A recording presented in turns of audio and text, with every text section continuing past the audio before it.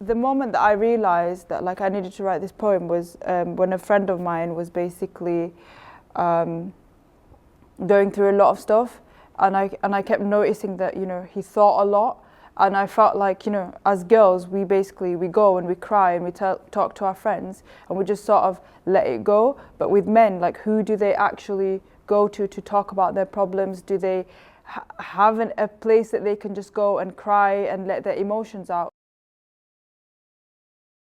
Don't let them strip you of your masculinity. Their absent father said, as if your masculinity could be shaken, torn up and given back to you in pieces. Society teaches boys from a young age to mask their fragility with toughness, shames them whenever they display emotional weakness.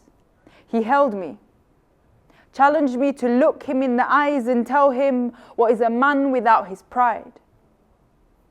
The same eyes that have been dry for so long, I can feel the knots in his chest that tie him and choke him and cause his mind to race with endless thoughts deep into the night.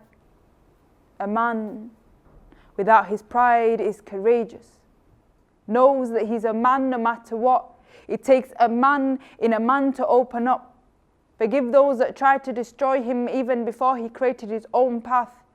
From boyhood to manhood, he must break the cycle. Search for the vulnerability within and let those tears flow. For how long will we force men to feel foreign in their own bodies, restricting their self-expression to anger while they hemorrhage on the inside and reach for their fists to remind others they have the upper hand? The upper hand that knows no mercy, only demands, hurts, abuses, rapes, destroys, and when the damage is done, we place the shame and the blame on women and claim boys will be boys.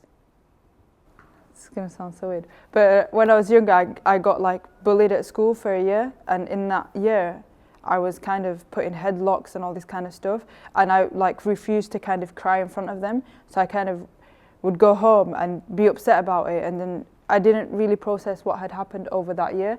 But then I felt like if I kind of show them my tears, then it means that they kind of have won.